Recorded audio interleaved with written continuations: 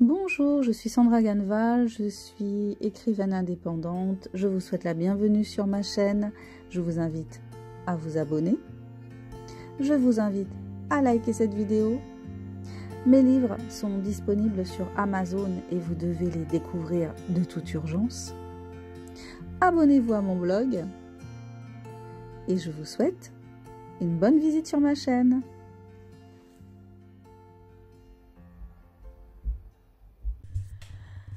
Coucou les amis, c'est Sandra, j'espère que vous allez bien. Moi je pense que je suis en train d'attraper la crève, mais ça va aller.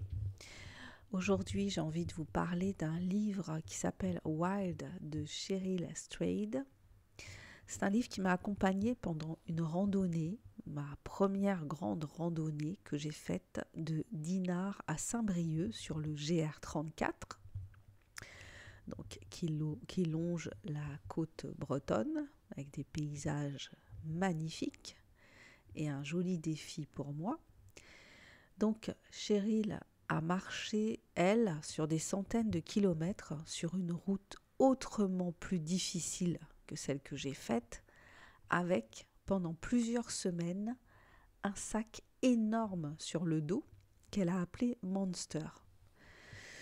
Moi, j'avais un sac de entre 7 et 10 kilos quand je transportais la nourriture et c'était déjà hyper lourd, surtout quand on n'a pas l'habitude. Alors, le sac qu'elle portait. Il y a un film qui a été tiré aussi du livre qui est vraiment un bon film. Enfin, moi, j'ai trouvé que c'était un très bon film avec une actrice avec un nom que j'ai un mal fou à prononcer. C'est Reese Witherspoon ou un truc comme ça. Désolée pour l'accent. Donc, j'ai choisi ce livre parce que je trouvais sympa d'avoir un livre qui m'accompagne pendant que je marche. Et puis, elle, quand elle marche, eh ben, elle a prévu aussi des bouquins dont elle arrache les pages au fur et à mesure de sa lecture à cause du poids, en fait. Hein. Donc, elle brûle les pages au fur et à mesure qu'elle les a lues. Et puis, dans les colis qui l'attendent à chaque étape, bah, elle a un nouveau bouquin qui l'attend aussi. Donc c'est aussi une histoire d'amour avec la lecture, ce voyage initiatique qu'elle fait. Donc ça faisait écho à ma minuscule expérience de randonneuse. Moi, je n'ai parcouru que 187 km. Elle, je ne sais plus combien de kilomètres elle a parcouru, mais c'est énorme. Donc c'est un roman autobiographique, c'est donc un récit de voyage. J'ai noté combien les Américains mangent mal, donc elle est américaine. Hein. Les Américains mangent mal parce que quand elle fait des arrêts et puis qu'elle se nourrit de ce dont elle a envie de se nourrir, ben, elle va prendre du soda, des barres au chocolat, des hamburgers. Bon, ouais, enfin des trucs super pas équilibrés. Bon, ça c'est mon côté nana qui aime bien manger équilibré. Bon. Euh, Il y a un passage, alors je spoil à fond, hein, donc si vous ne l'avez pas lu, n'écoutez pas cette chronique. Il y a un passage où elle raconte la dispersion des cendres de sa mère sur leur terrain, sur le terrain où ils ont habité, ils ont construit leur maison.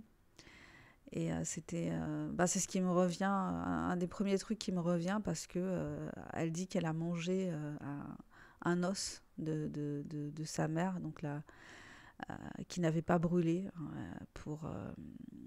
C'est horrible et en même temps c'est compréhensible. Je trouve que ça a quelque chose de très archaïque évidemment, mais voilà, c'est au plus basique pour conserver en soi la personne qu'on a aimée, la personne qu'on aime, parce qu'elle aimait sa mère passionnément. Donc elle a préparé ce voyage, mais elle a mal préparé, en faisant des arrêts sur des choses inutiles et en oubliant ce qui était nécessaire. Et ce qu'il faut noter, c'est que le voyage a lieu avant l'avènement d'Internet, donc ça se passe en 95, il me semble.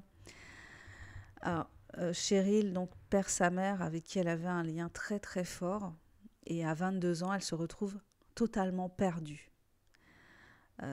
Même si elle n'est pas seule, elle a un frère, elle a plus vraiment de lien avec son père, mais elle a un beau-père, Mais voilà, avec sa mère, elle avait vraiment un lien de complicité, un lien d'amour, de fusion presque. Et donc, elle supporte pas, en fait. Elle n'arrive pas à gérer cette perte. Et donc, à 22 ans, elle se retrouve complètement perdue. Elle s'est mariée très tôt, trop tôt peut-être. Euh, voilà, pas assez mature, en fait, pour le mariage. Donc, peu à peu, ce qui se passe, c'est que suite à cette perte, elle bascule. Elle bascule en premier lieu une sexualité addictive. Voilà, donc elle couche avec n'importe qui. Ensuite, elle va plonger dans la drogue. Elle va finir par se droguer. Elle va faire des shoots à la cocaïne avec un homme qu'elle rencontre et qui va l'initier, en fait, qui s'appelle Joe. Donc Paul, son mari, demeure quand même auprès d'elle. Il est comme une espèce de phare dans la nuit qui refuse de la lâcher, malgré tout ce qu'elle fait, parce qu'il ne supporte pas de la voir se détruire. Et il est en quelque sorte son sauveur, malgré tout, même si elle passe son temps à le repousser. Puis il y a aussi une amie qui s'appelle Lisa, qui aussi l'aide à ne pas complètement basculer. Le personnage de Cheryl, donc personnage réel, hein, moi ce que j'ai aimé chez elle, c'est sa témérité, son côté inconscient quand elle part comme ça, sans jamais avoir fait de randonnée, avec un sac immense, seule en plus, avec voilà, femme seule qui part faire de la randonnée, avec voilà, les risques qu'on imagine. Mais elle a un côté inconscient, elle est déterminée, et puis elle fait bien, puisque vraiment, ça sera la plus belle chose qu'elle aura fait pour elle-même, finalement, ce voyage. À un moment donné, elle est amenée à faire un détour pour éviter la neige, mais elle va s'y trouver confrontée malgré tout, et puis elle va devoir traverser des plaques de verglas sur un terrain hyper dangereux, donc au péril de sa vie. Elle va être confrontée à des ours, à des serpents à sonnettes, à des coyotes. Et puis, le plus important, c'est pas ces animaux sauvages auxquels elle est confrontée. Ce qu'il y a, c'est que en partant comme ça et en étant les 3/4 du temps seule sur cette route immense, elle va se retrouver confrontée à ces démons. Et c'était le but, hein. Il y a beaucoup de gens qui partent faire des randonnées, je pense, en France et en Espagne, à la randonnée du chemin de Compostelle, qui n'est pas une randonnée aussi éprouvante, mais les gens partent aussi pour mettre leur vie à plat, pour faire le point, pour se retrouver avec eux-mêmes, pour être face à eux-mêmes et puis pour se lancer un défi. Donc ça va lui permettre de faire la paix finalement avec ces démons en faisant ce voyage intérieur. Et puis elle va surtout soigner ses plaies en se défiant comme ça. Et puis surtout, elle arrive au bout de son défi. Et une victoire sur elle-même, une victoire sur la dépression en fait. Moi, ce qui m'a marqué avec mon côté obsessionnel, c'est la saleté. Elle ne pouvait pas se laver régulièrement, forcément, puisqu'en fait, l'eau qu'elle transporte, c'est de l'eau pour boire uniquement, hein, pas de l'eau pour se laver.